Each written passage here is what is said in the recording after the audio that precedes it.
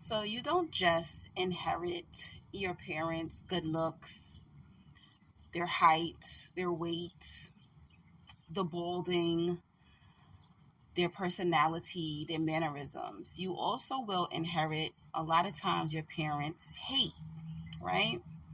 Whether you are going to take on the energy from their haters, or if your parent was a hater, you might end up being a hater. That spirit and that energy can transfer to you.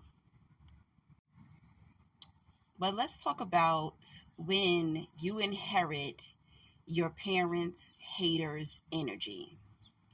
And it took me a while to figure out, why didn't this particular person not like me? Why didn't their parents not like me? I couldn't really put my finger on it because when you're a child, you're still learning, you're figuring things out, you're not emotionally intelligent to an extreme as an adult should be, to all put it together, to put all the pieces together. So a lot of you and myself, we couldn't figure out, why does my first cousin, why are my cousins, they don't like me? How come they're being a hater on me? How come my god brother or god sister is being a hater on me? How come my parents' best friends' kids are being a hater on me? What did I do? And when you're a child, you'll tend to blame yourself. And that's what I did. I thought there was something wrong with me. I thought there was something wrong with my personality. Why don't these particular adults like me and I'm a child? And why do their children not like me? And come to find out, what I call generational hatred. A lot of your parents, first cousins, siblings, god siblings, their childhood friends, hate their guts and been competing with them since they've met each other. One of my first experiences with this, I was probably about 12 or 13 years old, and my parents were going through a divorce. And my mother and I lived alone. And my mom was going out, back out there dating and things like that. And she would bring the guy to the front door, introduce me, and go on her date. So I noticed that she started to hang out a lot more and go on dates with this one particular guy. And I actually thought he was pretty cool. Energy wise, I didn't pick up anything odd about him. And I thought that they would probably end up in a relationship. Now, I don't know if my mom slept with this guy. I don't know what happened because my mother didn't talk to me about those things. But it looks like the relationship was going to be promising. And then one day I asked my mom, hey, what happened to Mark? And she said, oh, yeah, me and Mark, we didn't work out. So a few months passed by and it's summertime.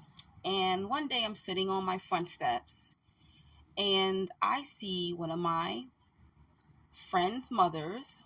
Her mother was friends with my mother. They were pretty cool. All four of us would hang out sometimes. And I see my friend's mom holding hands with Mark, looking at him lovingly, walking down the street. And I also noticed that when she walked by me, she kind of brushed me off. I kind of looked at her and waved at her, and she kind of quickly just tried to walk by with Mark. Mark put his head down in shame.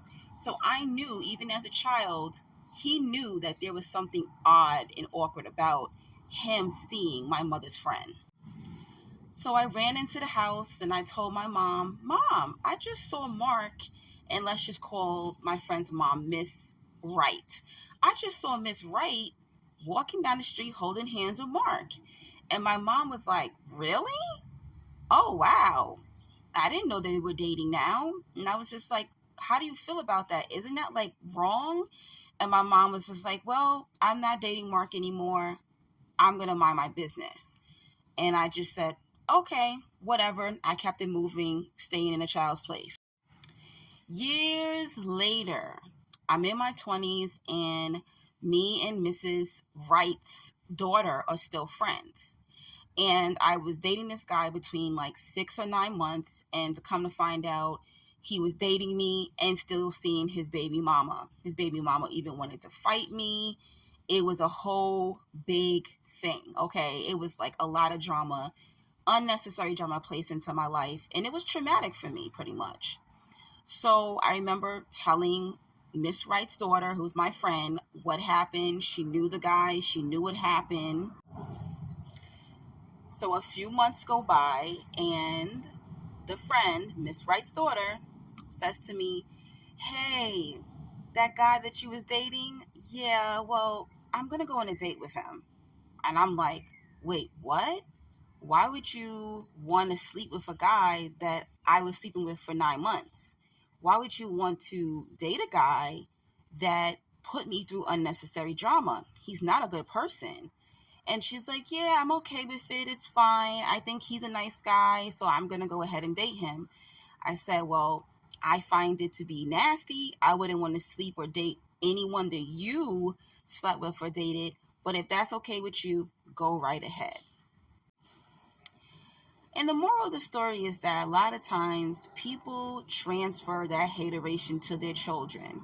And that particular hater spirit will continue in their children, in their grandchildren, and their great grandchildren.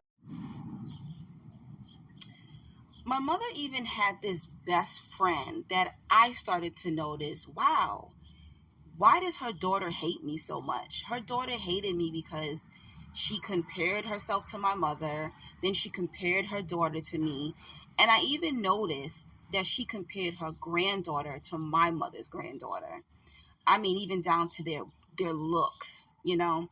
I've cut them off since that situation has happened, but this will continue if you don't cut these people off with these hater type of spirits, these competitive type of spirits, these jealous type of spirits.